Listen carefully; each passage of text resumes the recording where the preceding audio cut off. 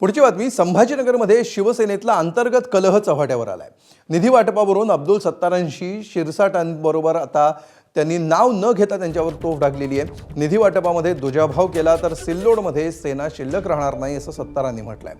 मंत्री सामंत आणि खासदार भुमरेंच्या उपस्थितीत मेळाव्यामध्ये सत्तार आक्रमक झाले, तर सत्तारांनी आपल्याकडे तक्रार करावी असं म्हणत संजय शिरसाटांनी प्रत्युत्तर दिलं।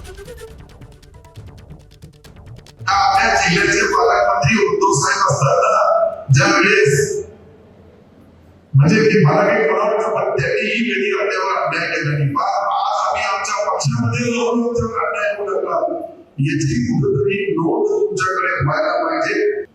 आणि ज्या ठिकाणी पक्ष जिवंत आहे तो कसा संपल याची तयारी चालू असेल तो कुठे त्यांनी काय तक्रार केली ती मी काही ऐकली नाही किंवा वाचली पण नाही, आणि कुणाला किती निधी दिला याचा हे रेकॉर्ड हा आमच्या कलेक्टर ऑफिसमध्ये असतो।